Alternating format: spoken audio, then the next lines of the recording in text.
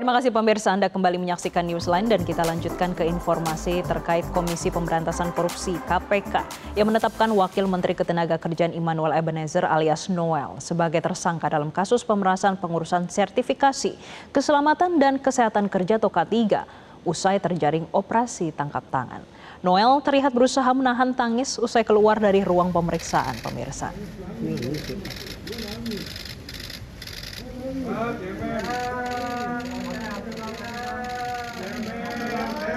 Setelah menjalani serangkaian pemeriksaan, penyidik KPK menetapkan Wakil Menteri Tenaga Kerja Immanuel Ebenezer sebagai tersangka kasus pemerasan pengurusan sertifikasi keselamatan kerja atau K3 di Kementerian Tenaga Kerja. Noel nampak beberapa kali menghapus air mata di balik kacamata yang digunakannya saat turun dari ruang pemeriksaan KPK menuju ruang konferensi pers bersama dengan 10 tersangka lainnya.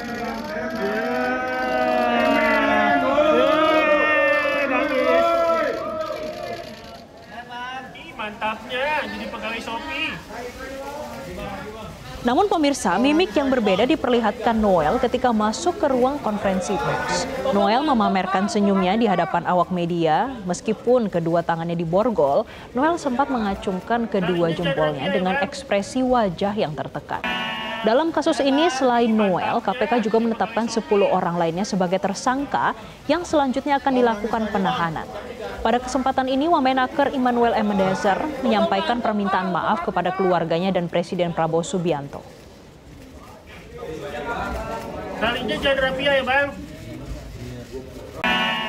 KPK selanjutnya melakukan pemeriksaan secara intensif dan telah menemukan sekurang-kurangnya 2 alat bukti yang cukup.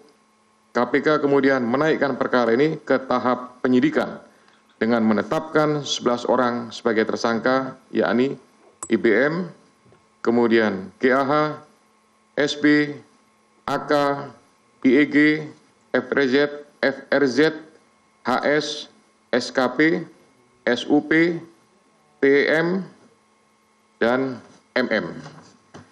KPK selanjutnya melakukan penahanan terhadap para tersangka untuk 20 hari pertama terhitung. Sekali pertama, saya meminta maaf kepada Presiden Pak Prabowo. Kedua, saya minta maaf kepada anak dan istri saya. Ketiga, saya minta maaf terhadap rakyat Indonesia.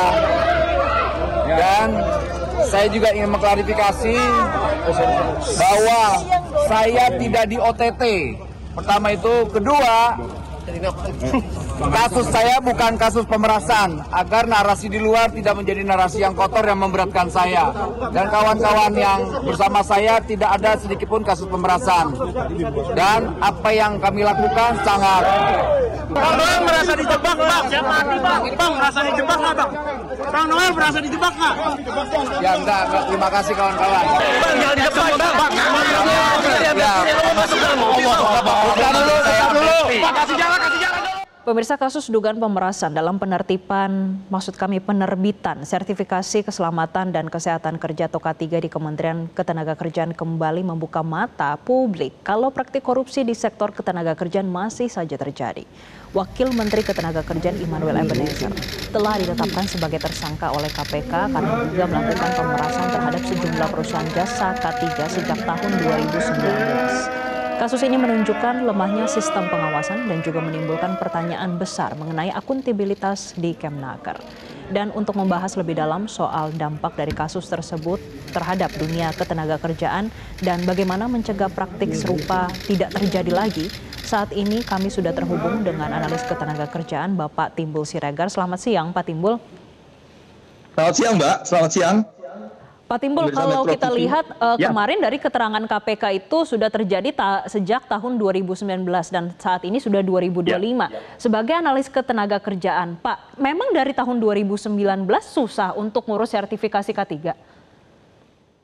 Ya, jadi K3 itu kan hal yang sangat penting diatur oleh undang-undang ya. Hal yang sangat penting di tempat kerja yang diatur di undang-undang dengan wajib pengusaha menyediakan tempat kerja itu aman, ya, baik instalasi listriknya, tempat kerjanya, ada alat pemadam kebakarannya, ada SOP sehingga ketika terjadi hal-hal misalnya kebakaran, pekerja larinya kemana dan sebagainya. Nah, ini kan yang memang juga menjadi amanat pasal 86 dan 87 Undang-Undang 13 2003 dan Undang-Undang 1 tahun 70 tentang keselamatan kerja. Sampai ada namanya sanksi pidana pelanggaran dan sebagainya. Nah, tentunya dengan adanya kewajiban ini, maka pengusaha itu diwajibkan juga memiliki SDM yang kompeten di K3 sehingga dia bisa nanti memaintain tempat kerja sehingga bisa lebih aman. Nah, untuk mendapatkan legalisasi itu memang harus ada sertifikasi K3. Nah, sertifikasi K3 ini setelah mengikuti pelatihan. Pelatihan apa? Ada beberapa jenisnya. Nah, nanti setelah selesai kompeten dia mendapatkan sertifikasi ini yang izinnya itu dikeluarkan oleh Kementerian Ketenagakerjaan CQ dari Direktorat Jenderal Pengawasan Ketenagakerjaan dan K3. Jadi sebenarnya sertifikasi ini sangat urgent, sangat penting untuk bagaimana pengusaha bisa terus menyediakan tempat kerja ini aman sehingga menurunkan atau meminimalisir korban kecelakaan kerja dan penyakit akibat kerja. Di 2023 itu terjadi sekitar 370 ribuan kasus kecelakaan kerja, baik yang di tempat kerja maupun di luar. Di 2024 naik ya menjadi 426 ribuan kasus kecelakaan kerja yang akibatnya ada pekerja yang dapat kecelakaan kerja bisa sembuh, ada yang kecelakaan kerja mengakibatkan cacat total tidak bisa kerja lagi atau meninggal dunia. Nah, ini kan menjadi warning bagi kita bahwa tempat kerja itu sebenarnya masih belum aman-aman saja. Nah, oleh sebab itu memang ada upaya untuk bagaimana meningkatkan K3 di tempat kerja dengan salah satunya mendapatkan SDM yang kompeten. Nah, sekarang kan masalahnya isunya sudah urgent, tapi ketika SDM ini mau ikut pelatihan sudah selesai, SDM ini pekerja ini mau mendapatkan sertifikat K3 yang dikeluarkan oleh Kementerian Ketenagakerjaan, CQ Direktorat Jenderal Pengawasan dan K3, susah. Tadi dipersulit, tadi tidak diurus dan sebagainya. Yang ternyata kan harganya hanya 275 ribuan, ternyata ini menjadi pemerasan sehingga menjadi 6 juta. Nah, jadi pekerja ini memang kan menjadi diminta oleh pengusaha untuk bisa menjadi orang yang kompeten di K3 untuk membantu perusahaan. Tapi ketika dia mau ngurus, sulitnya minta ampun. Pelatihan sudah dijalankan, tetapi mendapatkan legalisasi dengan sertifikasi K3 dipersulit.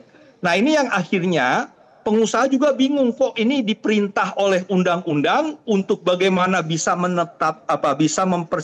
menyediakan tempat kerja aman, tapi ketika SDM ini mau mendapatkan legalisasi tidak dikasih dengan mudah, dengan murah 275 ribu itu.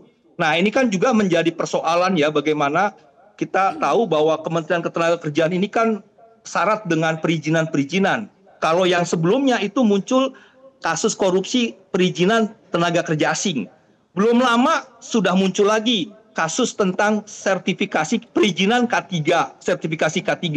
Mungkin besok akan ada lagi karena banyak perizinan-perizinan atau pendaftaran-pendaftaran yang terkait dengan ketenagakerjaan, peraturan perusahaan didaftarkan, perjanjian kerja bersama didaftarkan, wajib lapor ketenagakerjaan didaftarkan dan sebagainya. Nah, ini memang yang akhirnya perizinan-perizinan ini, pendaftaran ini yang mengakibatkan celah korupsi. Nah, ini yang menurut saya ini akan mengakibatkan iklim investasi juga akan susah gitu. Orang mau berusaha, orang mau menyediakan tempat kerja yang aman, orang mau mendapatkan izin tenaga kerja asing supaya operasional lebih cepat, malah dipersulit, malah dijadikan ajang korupsi, ajang pemerasan. Nah, jadi kembali menurut saya ya, ini ke depan soal izin, sebenarnya izin itu harusnya tidak lagi di kementerian, dia diberikan kepada swasta. Kan ada namanya Badan Nasional Sertifikasi Profesi gitu.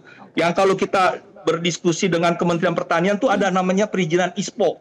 Ini ya, Indonesia Sustainable Palm Oil. Itu nggak dikerjakan oleh kementerian itu, dia dikerjakan oleh lembaga lain yang memang lebih profesional, yang memang juga diawasi. Nah, pengawas ketenagakerjaan ini kan nggak ada yang ngawasin. Yang ngawasin itu ya orang internal.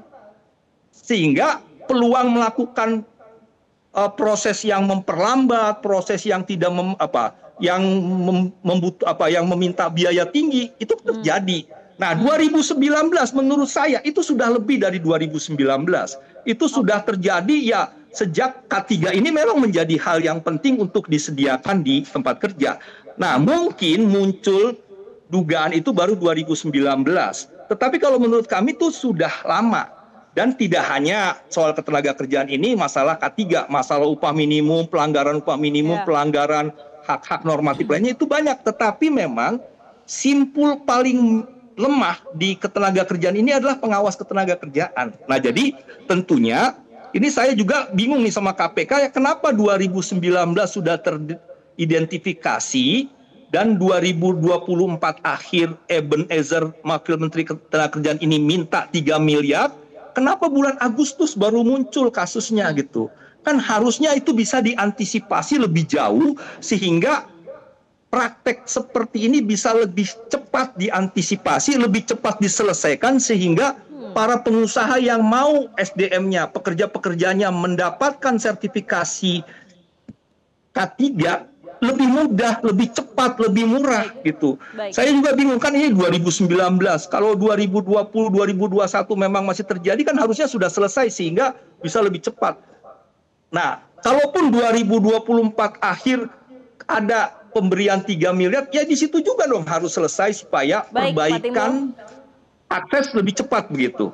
Oke, Pak Timbul, tadi kalau saya highlight salah satu yang masih menyebabkan itu terkait dengan lemahnya pengawasan dari pemerintah dan juga seharusnya sertifikasi diberikan saja kepada pihak swasta. Kalau kita mencontoh di dalam negeri itu seperti ISPO begitu Pak. Nah sekarang pertanyaannya nih begini Pak, ini kan sudah lama. Bahkan tadi Bapak sempat menyebut dari sebelum tahun 2019 untuk pengurusan sertifikasi K3 sudah susah Pak. Apa dampaknya bagi dunia kerja saat ini? Apakah memang banyak perusahaan yang tidak menggunakan sertifikasi K3 ternyata di lapangan? Atau mereka memang akhirnya menyuap untuk mendapatkan sertifikasi K3 supaya perusahaan tetap berjalan?